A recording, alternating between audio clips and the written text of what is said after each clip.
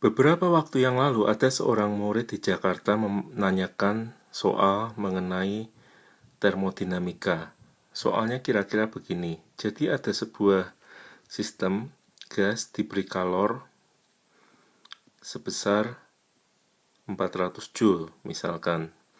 Nah, lalu sistem gas tersebut mengalami perubahan secara isobar, di mana tekanannya dijaga misalkan pada nilai 100 Pascal, lalu volumenya berubah misalkan dari 2 meter kubik menjadi 5 meter kubik. Nah, pertanyaannya adalah berapakah perubahan energi dalam sistem gas tersebut, atau lebih sering ditulis dengan delta U. Nah, untuk menyelesaikan soal termodinamika, ada beberapa hal yang kita harus pahami terlebih dahulu, yakni yang pertama mengenai hukum pertama termodinamika. Nah, sebenarnya hukum pertama termodinamika ini berbicara mengenai apa? Baik, jadi hukum pertama termodinamika ini sebenarnya berbicara mengenai kekekalan energi. Nah, kita bisa mencoba menyusun bagaimana pernyataan matematis hukum tersebut. Misalkan saya punya sebuah wadah. Wadah ini diberi suatu piston. Jadi piston ini adalah benda yang dapat bergerak naik atau turun. Jadi di dalam wadah ini ada suatu gas. Nah, gas biasanya dinyatakan memiliki karakter tekanan, volume, dan suhu. Dari sinilah kita bisa menghitung energi dalam atau internal energi tersebut, yang mana secara umum dinyatakan dalam suatu rumus derajat kebebasan F dibagi 2 dikali N RT, atau kalau kita tahu dari persamaan gas ideal nRT sama dengan P kali V, maka ini juga sama dengan F per 2 dikali PV. Nah, misalkan wadah tadi punya suhu katakanlah T1.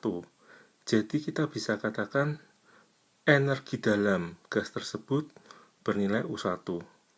Lalu, sistem gas ini misalkan kita beri suatu kalor, jadi dipanaskan, ada kalor yang masuk ke dalam gas ini. Nah, gas tersebut memuai, yang mengakibatkan ia mendorong piston tersebut. Jadi misalkan mula-mula pistonnya ada di tengah-tengah, lalu setelah dipanaskan, piston tadi terdorong ke atas seperti ini. Nah, ada satu perubahan di sini, yakni misalkan suhunya sekarang T2, lalu berarti energinya juga berubah. Jadi kita beri nama U2. Nah, di sini kita lihat bahwa ketika gas tadi diberi kalor, lalu ia mendorong piston, maka ia melakukan apa yang dinamakan usaha atau work. Nah, kita bisa lihat bagaimana hubungan antara energi mula-mula U1, kalor yang diberikan Q, usaha yang dilakukan oleh gas, dan energi terakhir dari gas tersebut.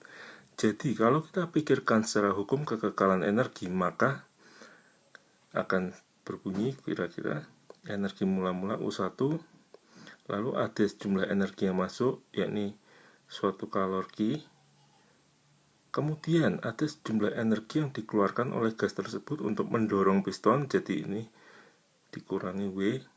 Nah, sisanya adalah energi yang terakhir. Jadi dari sini kita bisa menyusun mengenai hukum pertama termodinamika, yakni bahwa kalor dikurang usaha sama dengan energi akhir U2 dikurangi U1.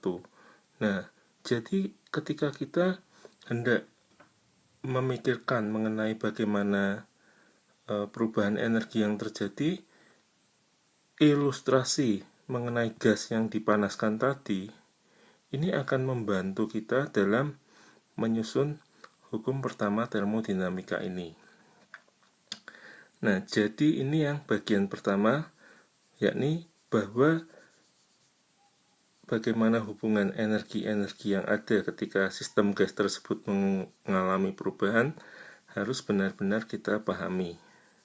Nah, hal yang kedua yang sangat penting dalam termodinamika adalah bahwa kebanyakan proses-proses termodinamika ini selalu digambarkan dalam diagram tekanan terhadap volume. Nah, ini sekarang kita bisa tinjau satu persatu. Yang pertama adalah proses isobar. Nah, diagram tekanan volume ini sangat penting. Jadi, kita akan sering menjumpainya ketika kita menyelesaikan soal-soal termodinamika, dan juga diagram ini akan membantu kita. Jadi, usahakan benar-benar kita bisa memahami diagram ini. Nah, ini tekanan pada sumbu vertikal dan volume pada sumbu horizontal dengan satuan masing-masing. Nah, baik, jadi yang pertama, proses isobar ini kalau kita mengerti arti katanya, yakni proses yang terjadi pada tekanan tetap. Nah, yang berubah adalah volumenya, yakni dari volume 2 meter kubik menjadi 5 meter kubik, di mana proses tadi terjadi pada tekanan 100 Pascal. Baik, nah sekarang kalau kita sudah mengerti mengenai bagaimana diagram tekanan dan volume, hal yang ketiga adalah, jadi yang tadi pertama bagaimana hubungan antara energi-energinya, perubahan energi dalam sama dengan kalor dikurangi usaha. Lalu yang kedua adalah bahwa sangat penting kita untuk memahami diagram tekanan volume. Nah, yang ketiga adalah dari diagram tekanan volume ini, hal apa yang dapat kita cari. Nah, ini juga penting. Jadi yang pasti adalah bahwa luas di bawah grafik ini, yakni grafik tekanan dan volume, merupakan usaha yang dilakukan oleh sistem gas tersebut. Nah, kalau kita lihat pada proses isobar ini luasnya berupa suatu bangun yang mudah, yakni persegi panjang. Jadi nilainya tentu sebesar tekanan ini dikali perubahan volume atau delta V. Jadi usahanya sama dengan tekanannya dikali delta V. Nah, maka dapat kita hitung sebesar 100 dikali delta V-nya 5 dikurangi 2. Jadi nilai usaha yang dilakukan oleh gas tersebut adalah 300 Joule. Nah, dengan menggunakan hukum pertama termodinamika, yakni perubahan energi dalam sama dengan kalor dikurangi usaha, maka kita dapat mencari perubahan energi dalamnya, yakni 400 dikurang 300, yakni 100 Joule. Nah, baik, sekarang kalau misalkan soalnya kita sedikit ubah, jadi tadi ada kalor 400 Joule, tapi yang terjadi sekarang adalah secara isokorik. Nah, isokorik kita harus tahu bahwa isokorik atau isovolume adalah proses yang berlangsung pada volume tetap. Nah, pertanyaannya adalah sama, yakni berapakah perubahan energi dalamnya. Nah, sekali lagi kita harus mengerti betul bagaimana diagram tekanan dan volume dari perubahan isokorik ini. Jadi, kalau dia terjadi pada volume tetap, maka grafik tekanan volumenya adalah berupa garis vertikal seperti ini. Nah, akibatnya apa? Kalau kita pikirkan luas yang ada di bawah grafik ini, maka tidak ada satu daerah atau area di bawah grafik tersebut. Jadi dapat dikatakan bahwa usaha pada proses isokorik ini nilainya adalah 0. Nah, ini yang konsep kita harus mengerti. Jadi dari sini kita dapat mencari perubahan energi dalam, yakni kalor dikurangi usaha sama dengan delta U secara umum, lalu nilai usahanya 0, maka perubahan energi dalamnya di sini sama dengan nilai kalor tadi, yakni 400 Joule. Nah, sekarang kita coba lagi. Misalkan soalnya kita masih menggunakan angka yang sama, yakni ada kalor 400 Joule, namun sekarang perubahan gasnya adalah secara isothermal. yakni proses yang terjadi pada suhu yang tetap. Nah, pertanyaannya adalah berapakah sekarang usahanya? Nah, sekali lagi, biasanya kalau kita menggambarkan proses isotermal, diagram tekanan volumenya kita sudah mengerti bahwa grafiknya berupa kurva seperti ini. Mengapa? Karena suhunya tetap, jadi tekanan dikali volume adalah konstan, sehingga tekanan yakni konstanta tadi dibagi dengan volume, artinya tekanan berbanding terbalik dengan volume. Semakin besar volume, semakin kecil tekanan, atau sebaliknya. Nah, jadi kalau kita memikirkan usaha dari luas, tentunya bisa saja, namun karena informasi yang diberikan adalah hanya besar kalorinya yaitu 400 Joule, tentunya kita tidak akan menghitung usaha menggunakan luas yang nantinya akan berujung pada penggunaan proses integral. Nah, namun ada hal yang kita pahami, yakni bahwa isotermal itu adalah proses di mana suhu mula-mula dan suhu akhir sama. Jadi, akibatnya adalah energi mula-mula U1 dan energi akhir juga sama, sehingga perubahan energi dalamnya delta U atau U2 dikurangi U1 bernilai 0. Nah, ini konsep yang juga harus kita mengerti, ketahui.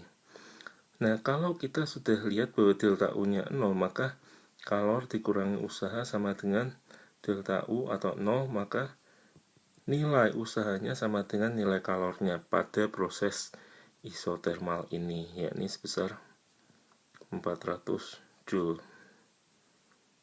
Nah, sebenarnya masih ada satu lagi, yakni yang dinamakan proses adiabatik. Apa itu adiabatik? Adiabatik adalah proses di mana nilai kalor yang terjadi adalah 0. Jadi kalau digambarkan grafiknya, adiabatik akan memiliki kurva melengkung mirip seperti isotermal. Nah, di sini ketika nilai kalornya 0, maka kalau kita gunakan hukum pertama termodinamika ini, maka minus W sama dengan delta U.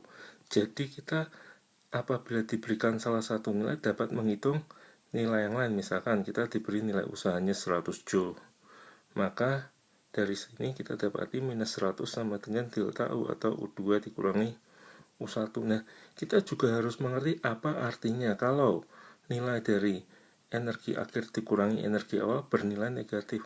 Nah, tentunya dari sini kita sederhana sekali dapat mengatakan bahwa energi keadaan 2 lebih kecil nilainya dari keadaan 1, atau kita dapat katakan tentunya suhu pada keadaan 2 harus lebih kecil dari keadaan 1.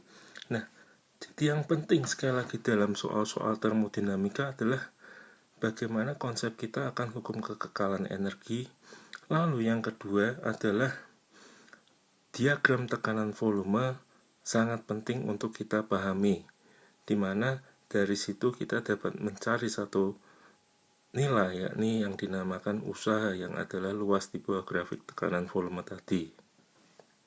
Nah, semoga bermanfaat untuk adik-adik sekalian.